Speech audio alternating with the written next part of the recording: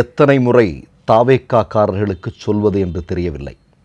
சட்டமன்றங்கள், மாமன்றங்கள் எல்லாம் கட்சி மேடைகள் அல்ல உங்களுக்கு துதிபாடுவதற்கு. நீங்கள் முதல்ல ஒரு வீடியோ பாருங்கள்.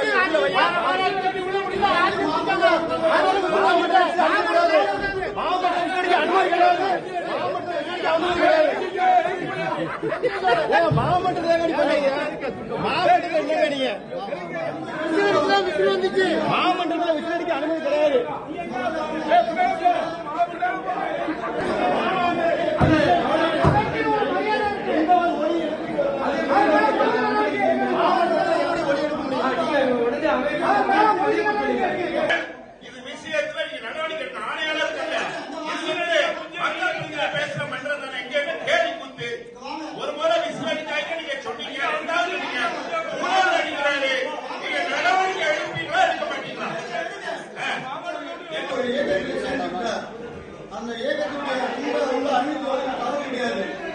ஆனால் அதே நேரத்தில் அந்த இயக்கத்துடைய சின்னத்தை பயன்படுத்தி இந்த மன்றத்தினுடைய வரலாற்றிலே யாரும் ஒரு செயல்பாடுகளில் ஈடுபட்டது கிடையாது. அவர் வேண்டுமென்று இந்த மன்றத்தை மேற்கொண்டு செய்கின்ற நோக்கத்தில் அவர் இந்த நிலையை மூன்றும் நான் 2 முறை அவரை வான் செய்தேன். ஆனால் அவரை தொடர்ந்து அவர் 2 முறை அவர் பணியை கேட்கவில்லை. 3வது முறை அவர் செய்ததால் அவர் வருகின்ற 9வது மாதம் 10வது மாதம் கூட்டத்துக்கு அவர் இயலாது என்று இது மூலமாக இது திருநெல்வேலி மாமன்றத்தில் நடந்திருக்கக்கூடிய நிகழ்வு. அல்லா பிச்சை என்று சொல்லக்கூடிய தாவேக்காவுடைய கவுன்சிலர் எப்படி வந்தார், என்ன பண்ணார் அப்படிங்கிறதெல்லாம் நம்ம பார்த்தோம். பொதுவாகவே நீங்கள் பார்த்தீங்கன்னா இன்றைக்கு சட்டமன்றம் ஆகட்டும் அல்லது இது போன்ற அனைத்து கட்சிகள் கூடக்கூடிய மாநகரம் தொடர்பான, நகராட்சி தொடர்பான, பஞ்சாயத்து தொடர்பான இடங்களெல்லாம் ஆகட்டும், அங்கெல்லாம் தாவேக்காவை சார்ந்தவர்கள் எப்படி நடந்து கொள்கிறார்கள் நம்ம கண்கூடாக பார்த்து கொண்டிருக்கிறோம். தொடர்ந்து தமிழ்நாட்டு மக்கள் அவர்களிடம் சொல்லி கொண்டிருக்கக்கூடிய ஒரு விஷயங்கிறது இதுதான். என்ன, உங்களுடைய துதிப்பாடல்களோ அல்லது உங்களுக்கு தேவையான விஷயங்களை பண்ணுறதுக்கான இடங்களோ இதுவல்ல. அதை பயன்படுத்துவதற்கு நீங்கள் தனியாக கட்சி கூட்டம் போட்டுங்க, அதில் நீங்கள் என்ன வேணாலும் பண்ணிங்க, எவ்வளோ வேண்டுமானாலும் துதிப்பாடுங்கள், பிரச்சனை இல்லை, யாருக்கும் எந்த விதமான பிரச்சனையும் இல்லை. ஆனால் மக்களுக்காக, மக்கள் பிரச்சனைகளை விவாதிக்க வேண்டிய இடத்துல இந்த மாதிரி நடந்து கொள்வது அப்படிங்கிறது நியாயமா? இது தமிழ்நாட்டு மக்கள் இன்றைக்கு கேட்க ஆரம்பித்திருக்கிறார்கள். இதுக்கு முன்னாடியும் இந்த நபர் சஸ்பெண்ட் செய்யப்பட்டிருக்கிறார். இப்போது 2 மாதம் கூடுதலாக சஸ்பெண்ட் செய்யப்பட்டிருக்கிறார். நல்ல வேளை அந்த மாமன்றத்தில் இருந்த எல்லா கட்சி நிர்வாகிகளையும் ஒருமித்த குரலில் இவரை வெளியேற்றணும் என்று சொல்லியிருக்கிறாங்க. அது அந்த ஒரு ஒற்றுமைங்கிறது ரொம்ப நல்லது. அது யார் செஞ்சாலும் தண்டிக்கப்பட வேண்டிய விஷயம்தான். சரி, இப்போ நான் என்ன சொல்கிறேன், சட்டமன்றத்திலும் என்ன நடந்து கொண்டிருக்கிறது இப்போ நீங்கள் பாருங்களேன். இன்றைக்கு நடந்திருக்கக்கூடிய சட்டமன்ற நிகழ்வில் கூட மாண்புமிகு சபாநாயகர் என்ன சொல்கிறார், எந்த விஷயத்தை பேசணுமோ அதில் கவனம் செலுத்துங்கள், அதை தொடர்ந்து அதை பற்றி பேசுங்க, மற்ற விஷயங்கள் ரொம்ப முக்கியமானது அல்ல. யார் அப்படின்னா, உங்களுக்கெல்லாம் தெரியும், தாவேக்கா கூட்டணியில் இருக்கக்கூடிய இன்றைக்கு அமைச்சராக இருக்கக்கூடிய விஸ்வநாதன் அவர்கள் பேசுகிறார் சட்டமன்றத்தில். கிடைக்கிறதே கொஞ்ச நேரம் தான், அதில் மக்களுடைய பிரச்சனைகளை பற்றி எந்த அளவிற்கு பேச முடிந்தது இல்லையா? இதெல்லாம் தான் மக்கள் கவனிப்பாங்க. ஆனால் அவர் என்ன செய்தார், அதை தொடர்ந்து சபாநாயகர் என்ன பேசினார் அப்படிங்கிறத நீங்கள் ஊடகங்களின் வழியாக பார்த்திருப்பீர்கள். அப்போ இதுதான் தொடர்ந்து நடந்து கொண்டிருக்கிறதை ஒழிய மக்கள் நலன் சார்ந்த விஷயங்களை ஏதாவது கவனம் செலுத்துகிறார்களா? இப்போ முன்னாள் திராவிட முன்னேற்ற கழகத்தினுடைய, அதற்கு முன்னால் இருந்த அதிமுக கொண்டு வந்த இந்த மாதிரி திராவிட இயக்கங்கள் கொண்டு வந்திருக்கக்கூடிய நலத்திட்டங்களில் வெற்றி என்கிற ஒரு வார்த்தையை மட்டும் சேர்த்து ஏதோ ஒன்று பண்ணிகிட்டு இருக்கிறாங்களே ஒழிய, இவர்கள் ஆட்சி பொறுப்பிற்கு வந்த பிறகு நலத்திட்டங்கள் அப்படிங்கிற மாதிரி நல்ல விஷயங்களை ஏதாவது கொண்டு வந்திருக்கிறாங்களா? நீங்கள் பட்டியலிட்டு சொல்லலாம் இல்லையா? இப்போ நம்ம என்ன கேட்குறோம், நீங்கள் செய்ய வேண்டிய வேலைகள் அவ்வளவு இருக்குது, ஆனால் அதை பற்றியெல்லாம் செய்யாமல் இந்த மாதிரியான சட்டமன்றங்கள் எல்லாம் துதிபாடும் இடங்களாக மாற்றுவது அப்படிங்கிறது எந்த விதத்தில் நியாயம்? இப்போ நீங்கள் என்னென்னா இந்த மாதிரி விஷயங்கள் ஒன்று நான் என்ன சொல்கிறேன்னா, இப்போ மதிப்புக்குரிய விஜய் அவர்களே சொல்லலாம், என்ன சொல்லலாம், இது மாதிரியெல்லாம் பண்ணாதீங்க, அதற்கான இடம் கிடையாது, இப்போ பேனர் கலாச்சாரத்தை ஒழிப்போம் இப்படின்லாம் சொல்லிட்டு ஆட்சி பொறுப்புக்கு வந்தவர் தான். ஆனால் ஜனநாயகம் ரிலீஸை ஒட்டி அரசு பள்ளிக்கூடங்கள் உட்பட எந்தெந்த இடங்கள்லாம் எப்படியெல்லாம் பேனர் வைக்கப்பட்டது அப்படிங்கிறதெல்லாம் நம்ம பார்த்தோம், அது வேறு.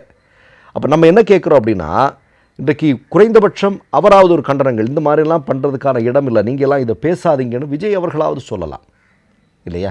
ஆனால் இன்றைக்கு நடந்து கொண்டு இருப்பது என்ன? அப்போ நம்ம என்னென்னா, இவர்கள் ஆட்சி பொறுப்பிற்கு வர்றதுக்கு முன்னாடி என்ன பேசுனாங்க, இன்றைக்கி வந்ததற்கு பிறகு இவர்கள் எப்படி நடந்து கொள்கிறார்கள்? அப்போ என்னென்னா, நம்மை மடைமாற்றக்கூடிய வேலையை செய்கிறார்கள். ஏன்னா இங்கே செய்ய வேண்டிய விலை நமக்கு இப்போ கேட்கலாம் இல்லையா, 2500 எங்கே? இப்போ முன்னாள் முதல்வர் மு க ஸ்டாலின் ஆரம்பித்து வைத்த 1000 ரூபா தான் இன்றைக்கு மகளிருக்கு கிடைத்துட்ருக்கு. அந்த 2500 எங்கே அப்படின்னு மக்கள் கேட்பாங்க. 6 சிலிண்டர் எங்கே கேட்பாங்க. படித்த பட்டதாரிகளுக்கு கொடுப்பதாக சொன்ன தொகை என்ன, அது என்னாச்சு? அவர்களுக்கு அவர்களுடைய குடும்பத்தாருக்கு கொடுப்பதாக சொன்ன அந்த பணம் என்னாச்சு? அவர் 25 லட்சம் ரூபா காப்பீடு என்னாச்சு? இப்படி ஒரு அடுக்கிக் கொண்டே போகலாம். அவ்வளவு பெரிய விஷயங்கள் செஞ்சதில் குறைத்திருக்கிறார்களே ஒழிய ஏதாவது சரியாக செஞ்சுருக்கிறாங்களா? இப்போ மீனவர்கள் விஷயங்களில் என்ன நடந்தது நம்ம எல்லோரும் தெரியும். என்ன கிளியும் கிழிச்சிட்ருக்காங்க சமூக ஊடகங்களில். பயிர்க்கடன் தள்ளுபடி, இது இன்றைக்கு கூட தமிழ்நாட்டில் இருக்கக்கூடிய விவசாயிகள் மிகப்பெரிய அளவில் கண்டனங்களை பதிவு செய்திருக்கக்கூடிய காட்சியை பார்க்குறோம்.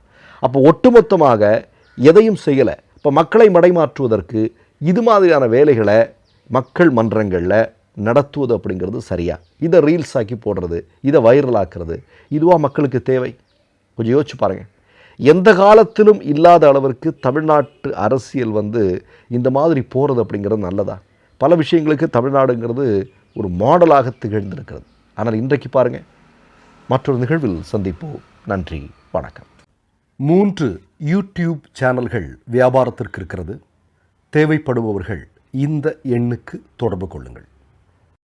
மை நேம் இஸ் ரெட் சேனலை சப்ஸ்கிரைப் பண்ணிக்கோங்க. அதுக்கப்புறமா பக்கத்தில் இருக்கிற ஜாயின் பட்டனை கிளிக் பண்ணீங்கன்னா ஒரு நியூ பேஜ் ஒன்று ஓப்பன் ஆகும். அதுலேயும் ஜாயின் பட்டனே கிளிக் பண்ணிக்கோங்க. அதில் பார்த்தீங்கன்னா credit R debit card options இருக்கு. இதில் உங்களுக்கு விசா, மாஸ்டர் கார்டு, ரிப்பே அப்படின்னு 3 ஆப்ஷன்ஸ் கொடுத்துருக்காங்க. அதில் நீங்கள் எந்த கார்டு சூஸ் பண்ணுறீங்களோ அந்த கார்டோட நம்பர் என்டர் பண்ணிக்கோங்க. அப்புறமா கார்டோட வேலிடிட்டி மந்த் அண்ட் இயரை டைப் பண்ணிக்கோங்க. அடுத்தபடியா உங்க கார்டோட பின்னால சிவிசி கோடுன்னு சொல்லிட்டு 3 நம்பர்ஸ் கொடுத்துருப்பாங்க. அந்த நம்பரை இதில் என்டர் பண்ணிக்கோங்க. அப்புறமா அட்ரஸ் அண்ட் இன்ஃபர்மேஷன் என்டர் பண்ணிட்டு பைங்கிற பட்டனை கிளிக் பண்ணிக்கோங்க. ஒருவேளை உங்க கார்டு நம்பர் இன்வாலிட்னு காமிச்சிச்சுன்னா உங்க கார்டுல இன்டர்நேஷனல் யூசேஜை எனேபிள் பண்ணுங்க.